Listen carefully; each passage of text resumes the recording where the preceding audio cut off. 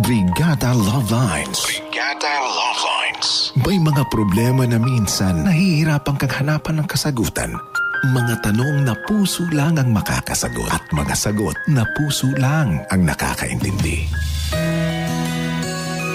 Pakinggan ang mga kwento at mga storya ng buhay dito sa Brigada Love Lines. Brigada Love Lines. Brigada Love Lines. Brigada Love Lines.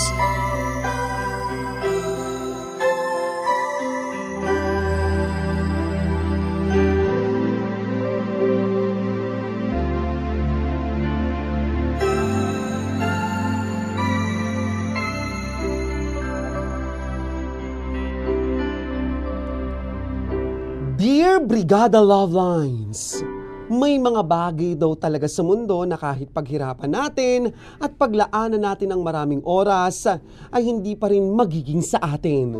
Sabi nga sa kanta, mahirap labanan ang itinadhana.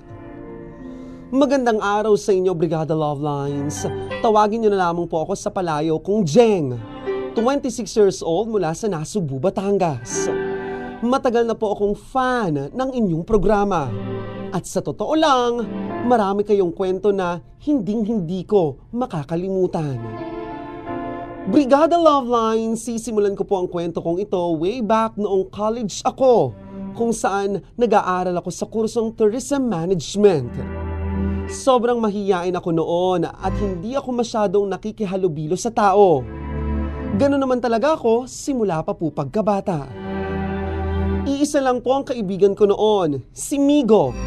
Bakla po siya, kaya Miga sa gabi. Sabi niya lagi sa akin, marami raw nagsasabi sa kanya na gustong manligaw sa akin. Pero hindi nila alam kung paano nila ako i-approach. Wala din naman po akong time noon para magkaroon ng jowa. Focus lang talaga ako sa pag-aaral. Kaya naman every time na may nagpaparamdam sa akin, sinasabi ko po kaagad na hanggang kaibigan lang. Brigada Love Lines, hanggang sa may ipinakilala sa akin ang kaibigan kong si Migo.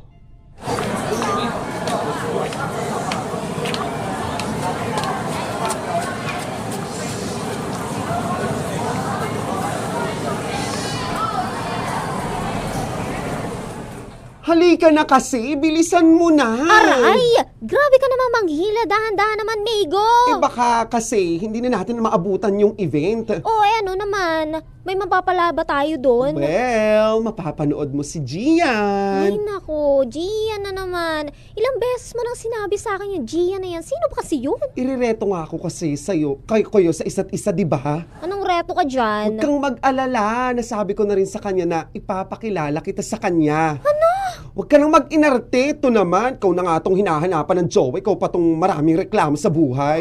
Siguraduhin mo lang na okay yan, ha? Ay nako, okay pa sa alright. Pag nakilala mo siya, pasasalamatan mo ako for sure. Kaya naman, tara na.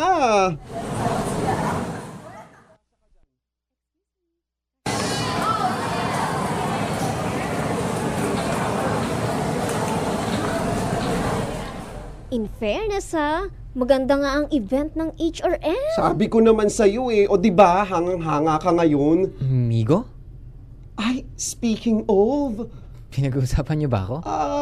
sort of, pero hindi ka naman namin pinagchichismisan. Don't you worry, pinag-uusapan lang namin yung presentation mo kanina. So, kamusta? Okay lang ba yung presentation ko? Uy, Jeng, kung okay lang daw ba? Oh, siya pala si Jeng? Yes. Hi, Jeng. Gian nga pala. Hi. May dala nga pala akong food. Ako nag-prepare niyan. Sana magustuhan nyo. Ikaw talaga nag-prepare niyan? Yes, bakit? May problema ba? Wala naman. Ang ganda nga ng presentation eh. Thank you. Sana magustuhan mo. Mukhang nagkakaintindihan na kayo agad Partida, nandito pa ako ha. Paano na lang kaya kung bigyan ko pa kayo ng privacy? Sira. So kain na kayong dalawa? Ikaw ba? Kain ka na rin? Oo nga, Gian. Teka, pwede ka bang maki-table dito sa amin? Part ka ng event? Oo naman. Pero wait lang. Magpapaalam muna ako sa mga kagroup ko. Sige lang.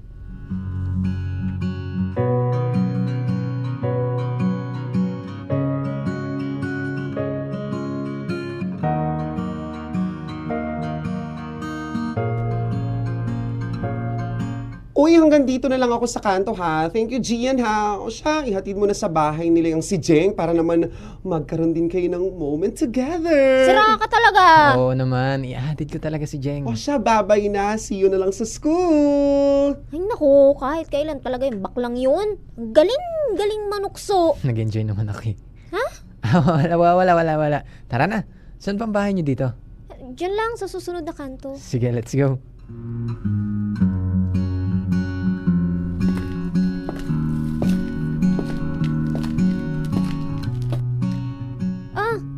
Dito na lang ako, Gian. Salamat sa paghatid at saka sa masarap na food. Salamat din sa pag-support sa event namin kanina sa school. Sana nag-enjoy ka. Yes naman, nag-enjoy ako. Mukha nga. Basta balitaan mo na lang ako kung kailan yung susunod yung event ha. O kaya ipasabi mo na lang kay Migo para makapunta ako. Actually, gusto ko sanang diretso na sa'yo. Pwede ba? Paano? Pwede ko bang makuha yung number mo? Pwede naman. Akin ang cellphone mo. Heto.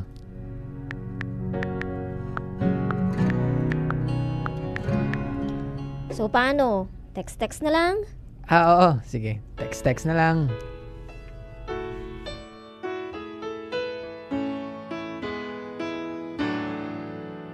I call you and you call me. At sa pagpapatuloy, Brigada Love Lines, habang tumatagal nga po ay mas nagiging malapit pa kami sa isa't isa ni Gian.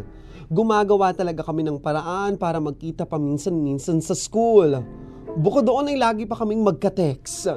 Masasabi ko po na iba siya sa mga lalaking nakilala ko noon. Walang kaso sa kanya kung mag-umpisa kami bilang magkaibigan lang. Ang isa pa po sa pinakahinangaan ko sa kanya ay kung gaano kalaki ang pangarap niya sa buhay. Pangarap po ni Gia na maging isang magaling na chef balang araw. Sa tuwing pinag-uusapan namin ang tungkol doon, ramdam na ramdam ko ang passion niya. Pero parang hindi po umayon sa kanya ang tadhana noon dahil nung third year na kami, bigla na lamang siyang huminto sa pag-aaral dahil sa pinansyal na problema ng pamilya niya. Pero hindi po yung naging dahilan para tumigil siya sa mga pangarap niya. Gumawa siya ng maraming paraan para kumita pa rin ng pera para makapag-ipon. At ako po bilang kaibigan niya, palagi lang akong nakasuporta sa mga hangarin niya sa buhay.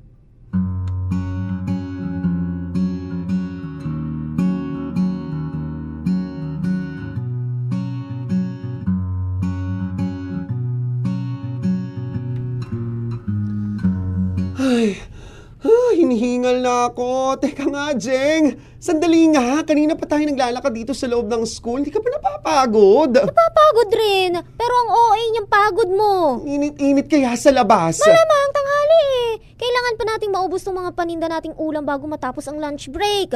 Kung hindi, baka hindi na ito mabenta. Ay nako, bakit ba naman kasi todo effort ka sa pagbebenta ng mga lutong ulam ni Gian?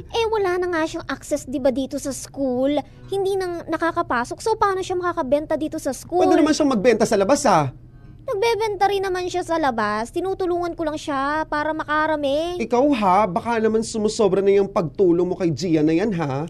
Hindi naman. At saka, deserve naman niya ang tulong ko. May potential kaya siya. Ang sarap kaya niyang magluto. Alam ko naman na masarap talaga siyang magluto. Pero ang sa akin lang, bakit parang interesado kung matulungan talaga siya?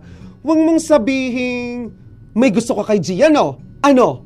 Tama ako, no? Che, ikaw ha, kung ano-anong iniisip mo, huwag kang malisyosa. Siguraduhin mo lang ha, bantayin mo yung puso mo. Baka mamaya, hulog na hulog ka agad sa kanya. Tapos siya, wala lang naman pala. Well, ikaw na rin ang nagsabi na kaibigan mo si Gian. So, ibig sabihin, kilala mo siya talaga. Bakit ganun ba ang pagkakakilala mo sa kanya? Manhid, paasa? Pero wait lang. Bakit biglang napunta sa akin ang tanong? Basta. Para lang malinaw ha. Tinutulungan ko lang po si Gian. Bahala ka sa buhay mo.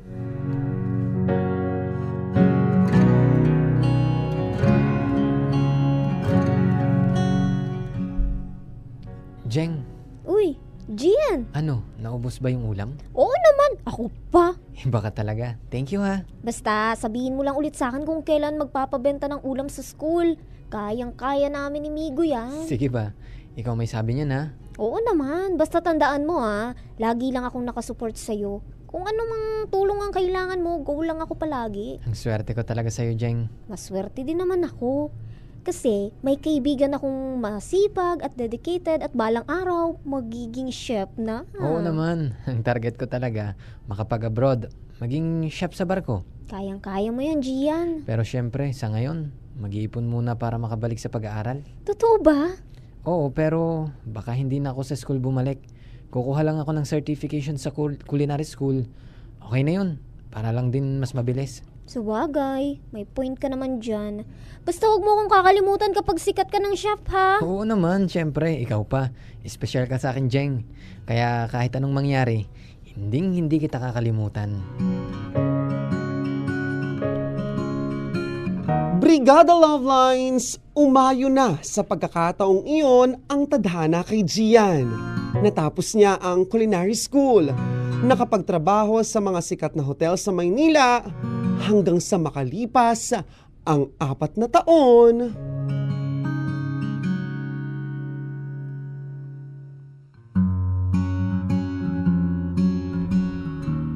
Jeng, may good news ako sa'yo. Oh, ano yun? Na-promote ka na sa trabaho mo? Head chef ka na? Well, hindi pa. At sa palagay ko, hindi na ako magiging head chef dito sa pinagtatrabahuhan ko. Eh bakit naman? Anong good news doon? The good news is, hindi na ako magiging head chef dito sa Pilipinas. Kasi, sa Greece ko na yung tutuparin. Paano si Greece? Jeng, matutuloy na ako papunta ng ibang bansa. Kailan pa? Kailan ka aalis? Well, may isang buwan pa naman ako dito sa Pilipinas. Pero teka lang, bakit hindi ko alam na nag-apply ka na pala sa ibang bansa? Actually, isinekreto ko talaga yun sa'yo kasi gusto ko na i-surprise ka. Na-surprise ka naman, di ba? Oo naman. Pero bakit parang malungkot ka, Jeng? Ha? Hindi naman. Nagulat lang ako sa ibinalita mo. Actually, masaya nga ako eh. Masaya ako kasi 'di ba? Tagal mo na yung pangarap. Matagal na nating pangarap to. Hindi. Bakit parang naiiyak ka? Anong naiiyak? Hindi na. Asus, kilala kita. Jeng, huwag ka nang malungkot. Kasi naman, sino bang hindi malulungkot nito? Oo, masaya ako pero matagal kang mawawala eh. Matagal tayong hindi magkakasama. Ngayon pa lang namimiss na kita, Gian. Bakit mo ba ako mamimiss? Kasi syempre, mahalaga ka sa akin. Bakit? Bakit ako mahalaga sa'yo? Gian, hindi pa ba obvious? College pa lang tayo, gusto na kita, hindi mo pa ba ramdam? Ramdam ko, Jeng. Kaya nga, college pa lang din tayo eh. Gustong-gusto na rin kita. Hindi ko lang nagawang manligaw nun sa'yo kasi alam kong wala pa akong maipagmamalaki sa'yo. Hindi naman mahalaga yun eh. Alam mo ba, ang tagal-tagal kitang hinintay na umamin sa akin. Akala ko nga hindi na mangyayari to eh. Sorry na, Jeng. Siguro, naghihintay lang din ako na maging stable ako. Sabi ko talaga sa sarili ko noon, magkatrabaho lang ako ng ayos at makapag-ipon ng marami. Kayang-kaya ko ng patunayan ng sarili ko kay Jeng. Ito na yun, Jeng. Ito na yun. Paano pa ngayon? Di ba alis ka na ng Pilipinas? Bakit? Hindi naman mawawala ang pagmamahal ko sa'yo. Kahit na nasa ibang bansa na ako. Jeng, sorry na kung ngayon lang ako nagkaroon ng lakas ng loob. Pero, totoo. Mahal kita. Mahal na mahal kita, Jeng. So ano? Tayo na ba? Ikaw, gusto mo ba na tayo na agad? Gian, kahit hindi ka pa nanliligaw, oo. Sinasagot na kita. Tayo na!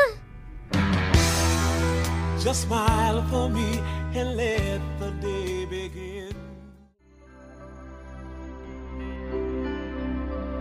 At para sa huling bahagi, Brigada Love Lines, natuloy po papuntang Greece si Gian. Nagtrabaho siya bilang chef sa isang sikat na hotel doon. Daladala ang mga experience niya dito sa Pilipinas. Sa unang taon po ay kinaya namin na malayo sa isa't isa. Hanggang sa...